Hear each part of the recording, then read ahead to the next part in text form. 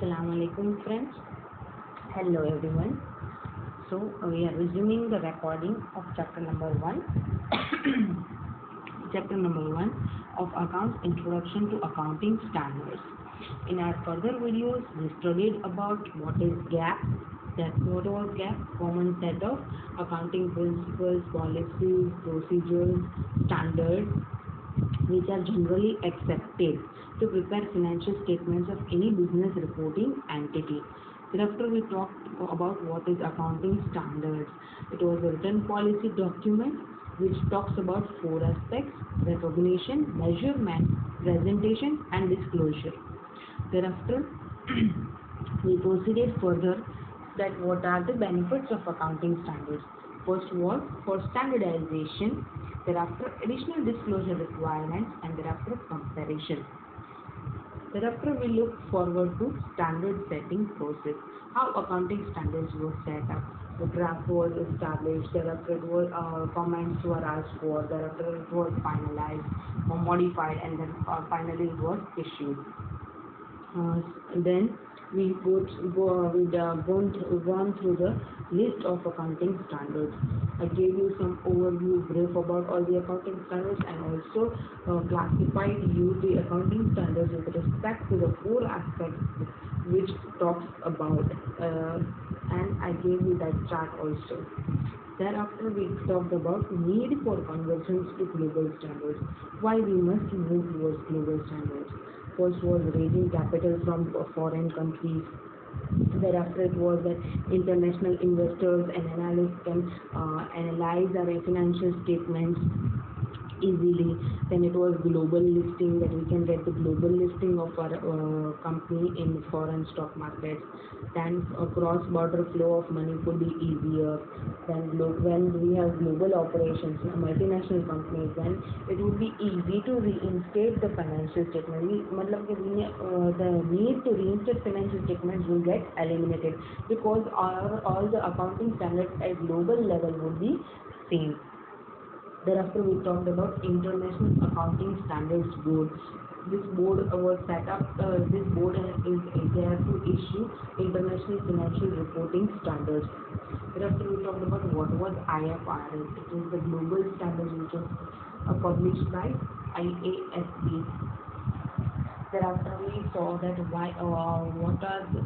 why major countries are going forward to IFRS. The benefits of IFRS. They do increase the investor confidence. There would be transparency in financial statements. Comparison would be easier, whether it would be inter-unit or intra-unit. Thereafter, group consolidation would be easier, and acceptability of financial statements at global level would become easy. Now, moving forward to the next part. Come at the page number 1.14. See. Now here they are saying that we cannot directly accept IFRS. We haven't accepted IFRS directly. We converted the IFRS into Ind AS. See, Ind AS is an Indian accounting standard. It is nothing but same what IFRS have published, but the content of IFRS is somewhere changed with respect to the economic environment of our country. We cannot accept the global standards directly because the economic environment of India is somewhere different. So,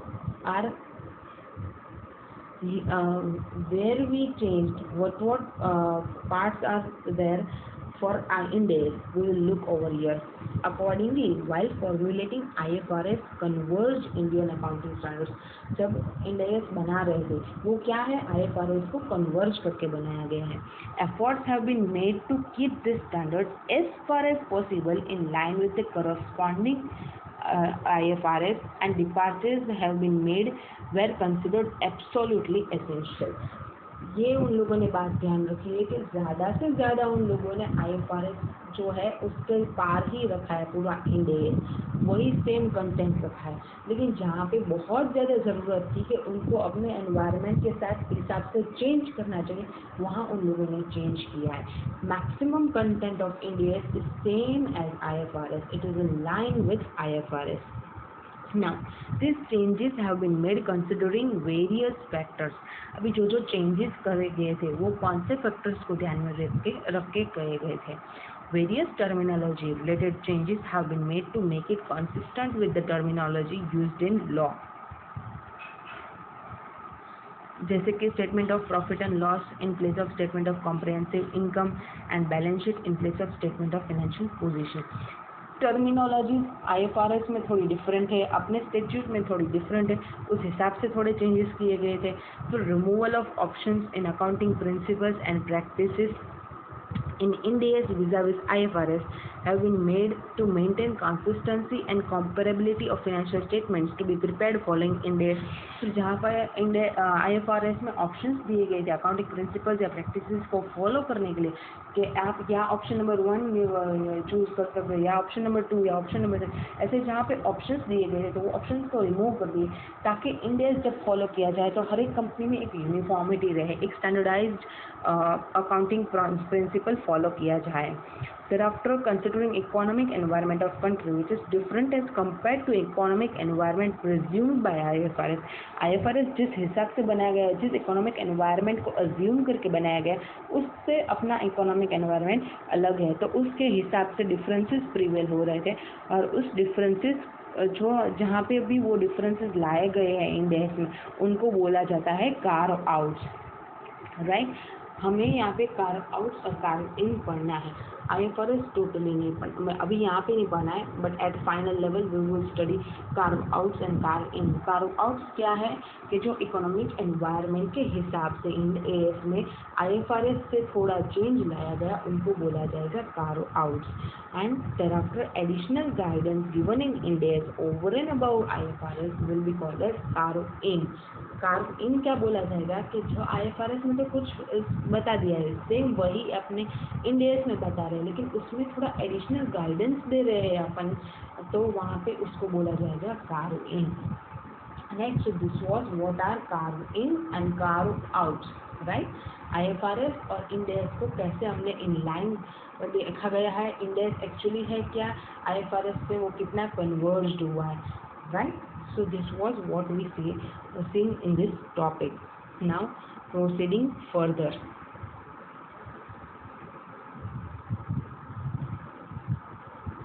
There. Now full convergence involves adoption of IFRS in same form as that issued by IASB. We have not done full convergence, otherwise it would mean the whole content that IFRS was published by IASB, that only content would be published, but we have not done full convergence. We have changed somewhere and that changes particularly are called as carve in and carve outs. Right, now moving further, what are Indian accounting standards? अभी Ind AS क्या है? See, Ind AS are IFRS converged standards issued by Central Government of India under supervision and control of Accounting Standards Board of ICAI and in consultation with NAFRA. Ind AS क्या है? Converged IFRS. किसके द्वारा issue किया गया है? Central government में के द्वारा. और किसका सपोर्ट लिया जाएगा? In consultation with home? Accounting Standards board of ICAI and in consultation with NAFRA, जो एक सुपरवाइजिंग अथॉरिटी है, कंट्रोलिंग अथॉरिटी है. Right, thereafter Ind AS are named and numbered in the same way as corresponding to IFRS. ये जो IFRS है उनका number और Ind AS का नंबर इन लाइन ही रखा गया है. राइट, तो हम आगे देखेंगे, मैं आपको दिखाऊंगी. Right, now Indian accounting standards. See, first we will see that chart, globalization and liberalization. We will move towards globalization, we will move towards liberalization. अभी सब इकोनॉमीज एक साथ आ रही है, सब companies eight global level work कर रही है, ऑपरेट कर रही है. तो Indian accounting standards will promote globalization and liberalization. Thereafter, following Indian accounting standards, there will be transparency in financial statements. हमारे financial statements transparent बनेंगे. फिर comparability of financial statements would be easier. हमारे global operations हो रहे हैं तो at global level the comparison would be made easier and disclosure requirements will be enhanced. At global level what you need to disclose at your financial statement would be asked for by India. तो ये जो disclosure requirements है वो आपके बढ़ गए हैं. so that your financial statements can be accepted at global level, and it would be more transparent, more easily acceptable at global level. Now let's talk with further history of IFRS converged Indian accounting standards. See, this is same as we studied just now in carve in carve outs, वही बातें सब की गई है, वही factors की बात की है. अब अगर मेरा हाईलाइटेड पॉइंट्स देखेंगे, see that where the change was essential, they have made these changes. Various terminologies related changes they have made. So that same points are covered here. You just once go through this topic number 12, and thereafter if you have any doubts, please ask me. Right? Now proceeding further.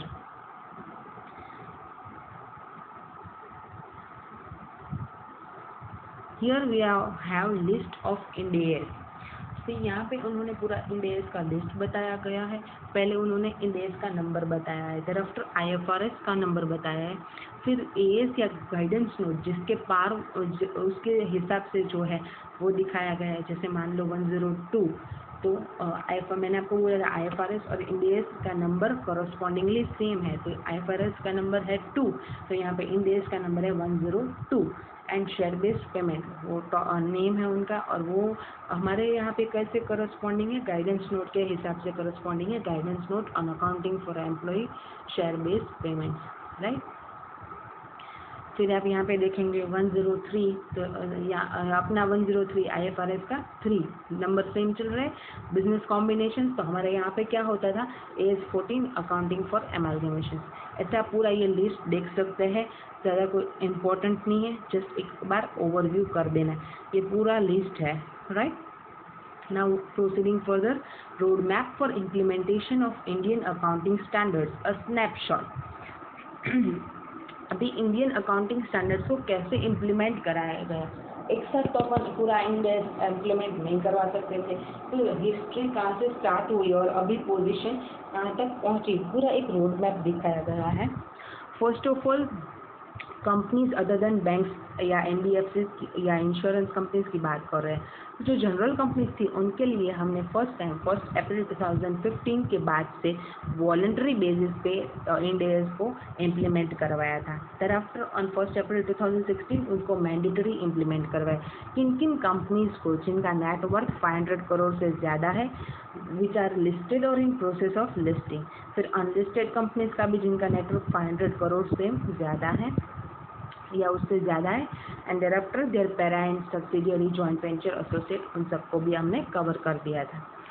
फिर 1 अप्रैल 2017 को again mandatory basis पे Ind AS को implement करवाया गया था, जहाँ पे change ये हुआ था कि जो भी लिस्टेड कंपनीज है उन सबको कवर कर लिया था.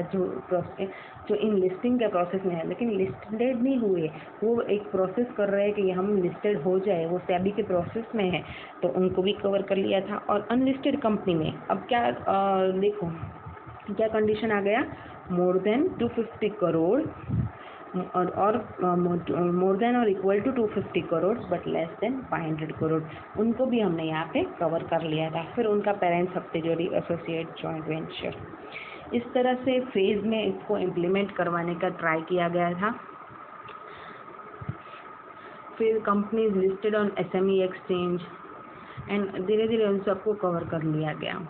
अभी NBFCs की बात करें तो फेज़ 1 में 1 अप्रैल 2018 में लाया गया था, with net worth of more than equal to 500 crore उनके लिए एप्लीकेबल किया गया था, और उनके holding, subsidiary, joint venture, associates. Thereafter 1 April 2019 में 500 लेस देन 500 करोड़ को भी इंक्लूड किया गया. अनलिस्टेड थे उनके लिए 250 more than equal to 250 crore but less than 500 crore, उनको भी कवर करा गया, और उनके holding, subsidiary, joint venture, associates. फिर ये बोथ कंसोलिडेटेड और as well as individual standalone financial statements के लिए भी एप्लीकेबल करवाया गया. अभी स्टैंडअलोन क्या है, कंसोलिडेटेड क्या है, आई होप आपको आइडिया होगा, और नहीं है तो मैं थोड़ा सा बता देती हूँ. कोई भी कंपनी है उस मान लो कि उसका एक सब्सिडियरी कंपनी है या उसका एक एसोसिएट कंपनी है. अभी सब्सिडियरी क्या होता है, मोर देन 50% का होल्डिंग हो. एसोसिएट कंपनीज वो है जिस पर हमारा एक इन्फ्लुएंस हो, दैट इज होल्डिंग समवेयर ऐसे अंदाजन बात किया जाए तो मोर देन 20%। ये सब AS में बात की गई है, इंडियस में थोड़ा डिफरेंट है इससे। और जॉइंट वेंचर, इन सब हमारी कंपनी का ये सब जो है कि उनका एक सब्सिडियरी है, वो सब्सिडियरी कंपनी भी चल रही है इनके हिसाब, इसका एक एसोसिएट कंपनी है वो इनके साथ वर्क कर रही है। तो इन सबका at the year and consolidation होता है, मतलब कि सबके फिनेंशियल स्टेटमेंट्स मर्ज करके मेन कंपनी के साथ, मतलब कि होल्डिंग कंपनी में सब मर्ज करके दिखाए जाते हैं, तो उनको बोलते हैं कंसोलिडेटेड फिनेंशियल स्टेटमेंट्स। वो वन डे के लिए सब फिनेंशियल स्टेटमेंट्स मर्ज करके दिखाए जाते हैं। तो और होल्डिंग कंपनी का खुद का स्टैंडअलोन फाइनेंशियल स्टेटमेंट्स तो होगा ही, तो वो standalone financial statement as well as consolidated दोनों के लिए इंड एस एप्लीकेबल करवाए गए थे, राइट। और ये पूरा था कि रोड मैप के कैसे एक एक फेज़ में इंड एस को इम्प्लीमेंट करवाया गया। और अभी ये सब लिस्टेड कंपनीज और उनको तो एप्लीकेबल हो गया है, अनलिस्टेड कंपनी का भी जो ये इतना नेटवर्क था उनको भी एप्लीकेबल है, NBFCs को एप्लीकेबल है। So this way the road map come directly implementation नहीं लाया गया, फेजेस में इम्प्लीमेंटेशन लाया गया है, right. Now here we come at the end of our topic. फिर देखिए, हाँ, इंश्योरेंस की तो बात ही रहेगी, कमर्शियल बैंक्स की बात रहेगी। 1 अप्रैल 2019 से सभी शेड्यूल कमर्शियल बैंक्स को इम्प्लीमेंट करवाया दिया गया था। फिर 1 अप्रैल 2021 से इंश्योरेंस कंपनीज को भी एप्लीकेबल करवा दिया जाएगा, राइट। हालांकि urban cooperative banks and regional rural banks उनके लिए ज़रूरी नहीं है कि वो लोग इंड एस अप्लाई करें, right. So this was whole chapter. Coming at the summary, थोड़ा सा समरी में मैंने हाईलाइट किया है। और पहले 29 अकाउंटिंग स्टैंडर्ड्स थे, वहाँ पे मैंने आपको पहले ही बोला AS6 डेप्रिसिएशन का, वो AS10 में इंक्लूड हो गया है। और AS8 अकाउंटिंग और रिसर्च एंड डेवलपमेंट, वो AS26 इंटेंजिबल एसेट्स में कवर कर दिया गया है। सो अभी इफेक्टिवली 27 अकाउंटिंग स्टैंडर्ड्स हैं। And end S R IFRS conversed with, तो ये तो IFRS का डेफिनेशन ही है सेम, राइट। तो ये पूरी हमारी बातचीत हुई। अकाउंटिंग याद क्या था, अकाउंटिंग स्टैंडर्ड्स क्या है, IFRS क्या है, इंड एस क्या है, right. Here we come at the end of this chapter. If you want this chart, if you want to prepare this chart, you can take the screenshot and keep in here for few seconds.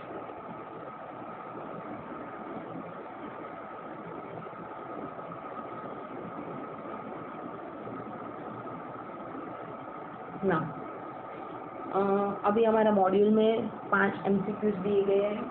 अभी उनका थोड़ा discussion कर लेते हैं। Then after 4-5 theoretical answers दिए गए, 3 या 4, तो वो आप तो अपने हिसाब से पढ़ सकते हैं। वो वही है जो मैंने पूरा कंटेंट पढ़ाया है। थोड़ा सा एक ओवरलुक ले लेते हैं MCQs पे, ताकि आपको पूरा कॉन्फिडेंस आ जाए। Accounting standards for non corporate entities in India are issued by ICAI। Accounting standards किसने इश्यू किया था? ICAI ने। फिर accounting standards harmonise accounting policies, eliminates non comparability and improve reliability, तो बोथ आंसर आएगा, राइट। फिर it is less essential to standardise accounting principles and policies in order to ensure, क्या ensure करता है? ट्रांसपेरेंसी भी और कंसिस्टेंसी भी। Financial statements transparent होगी और कंसिस्टेंसी फॉलो होगी कि एक ही मेथड, एक ही प्रोसीजर, एक ही प्रिंसिपल हर साल फॉलो किया जाएगा, राइट। फिर which committee is responsible for approval of accounting standards and their modification. मैंने बोला कि कंपनीज एक्ट 2013 में एक नफरा नाम का पूरा एक नया अथॉरिटी सेटअप किया गया है। So that is NFRA. What is the full form? National financial reporting authority. फिर global standards facilitates, global standards क्या फैसिलिटेट करेगा? दोनों, cross border flow of money as well as comparability of financial statements. The MCQs were very much easy. Now coming to the revision part, coming at the end, मेरा एक पूरा रहता है कि मैं आपको पूरा चैप्टर अच्छे से रिवाइज करा दूँ इन फ्यू मिनट्स। ओवरलुक लेते हैं। गैप क्या है? एक कॉमन सेट है किस बात का? Accounting procedures, methods, policies, standards. वो पूरा जो जनरली एक्सेप्ट किया गया है, जो हर एक बिजनेस रिपोर्टिंग एंटिटी अपने फाइनेंशियल स्टेटमेंट या अकाउंटिंग करने के लिए यूज कर सकते हैं, उसको बोला जाता है gap, that is general accounting accepted accounting principle, right. फिर हमने देखा अकाउंटिंग स्टैंडर्ड क्या है। वो एक रिटन पॉलिसी डॉक्यूमेंट है जो 4 एस्पेक्ट्स के बारे में बताता है, recognition, measurement, presentation and disclosure of each and every accounting transaction and events. Thereafter we go on through the benefits, that is standardization. There are traditional disclosure requirements and comparability of financial statements. Thereafter we saw accounting Standards board. Accounting Standards board क्या था, उसका जो standard setting process है वो क्या था, right. कि एक ड्राफ्ट बनाया जाए, फिर रिकमेंडेशन मांगे जाए, फिर उसके हिसाब से मॉडिफाई कर दिया जाए, फाइनलाइज करके इश्यू कर दिया जाए। Thereafter we overlook the list of AS 27 AS का पूरा लिस्ट देखा, उसका थोड़ा ओवरव्यू देखा। Thereafter the need for conversions to global standards, कि हमें क्यों ग्लोबल स्टैंडर्ड्स की तरफ मूव करना है, because we want to raise capital from foreign countries, we want that our financial statement can be easily analysed by the international investors analyst. फिर after global listing के लिए हमें ग्लोबल लिस्टिंग मिल जाए, फॉरेन कंट्रीज के stock market में हमारा listing हो पाए, cross border flow of money easily हो सके। हमारा ग्लोबल ऑपरेशन है, एमएनसीज है, उनके लिए जो फॉरेन में जो ऑपरेशन है तो उनके फाइनेंस स्टेटमेंट्स यहाँ पे रीइंस्टेट करने की ज़रूरत ना पड़े, राइट। तो ये था नीड फॉर कन्वर्जन। फिर हमने देखा IFRS क्या है। IFRS क्या है, वही जो Indian accounting international Accounting Standards board ने पब्लिश किया हुआ है, वही एक IFRS है जो पब्लिश किया हुआ था International Accounting Standards Board and International Accounting Standards Committee के हिसाब से। This are the global authoritative standards. फिर आफ्टर हमने देखा बेनिफिट्स ऑफ IFRS कि इन्वेस्टर का कॉन्फिडेंस इंक्रीज होगा। फॉरेन कंट्री में आपका इन्वेस्टर बैठा है तो they will not know more than about you, but अगर आपका फाइनेंशियल स्टेटमेंट ग्लोबल स्टैंडर्ड्स के हिसाब से होगा तो it will increase their confidence of investors. Then transparency of financial statements will get increase, comparability interfirm intrafirm would be easier, the group consolidation would be made easy because accounting the standards will be in line at par. Thereafter acceptability of financial statements would be there, हमारा financial statements global level पे accept किया जाएगा, right? Then आज हमने देखा curve इन और carve out क्या है। कार्व इन जो एडिशनल गाइडेंस दिया गया है IFRS में जो भी बताया था उससे ज़्यादा जो एडिशनल गाइडेंस इंडियन में दिया गया है उसको बोलेंगे कार्व इन। और कार्व आउट जो हमने हमारे economic environment Indian economic environment के हिसाब से जहाँ जहाँ ज़रूरत पड़ी वहाँ पे जो चेंजेस लाए, जहाँ पे बहुत एसेंशियल था वहाँ पे जो चेंजेस लाए उनको बोला जाएगा कार्व आउट। फिर after we so what are Indian क्या है, कन्वर्ज्ड IFRS that are issued by central government with in consultation with ICAI and NAFRA. Thereafter we overlook the list of Indians का जो नंबर है और IFRS का number है वो दोनों correspondingly सेम है। फिर हमने रोड मैप ऑफ इम्प्लीमेंटेशन देखा। कंपनीज के लिए 2015 में वॉलंटरी बेसिस पे स्टार्ट किया, 2016 में मैंडेटरीली बेसिस पे, पहले नेटवर्क 500 करोड़ का था, फिर 2016 से सब लिस्टेड कंपनीज और अनलिस्टेड में 250 to 500 में लाया गया। फिर सब NBFCs को फेज वाइज इम्प्लीमेंट करवाया गया सेम नेटवर्क के लिए और फिर लिस्टेड के लिए। फिर इंश्योरेंस को 2021 से इम्प्लीमेंट करवाया जाएगा और शेड्यूल कमर्शियल बैंक्स को 2019 1 अप्रैल 2019 से कंपलसरी करवाया गया है इम्प्लीमेंटेशन। तो ये था हमारा पूरा chapter. Ending up here, if you have any doubts feel free to contact me and get your queries solved.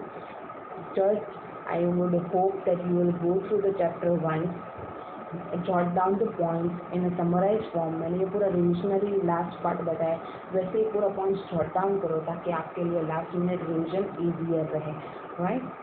Thank you, bye bye, take care.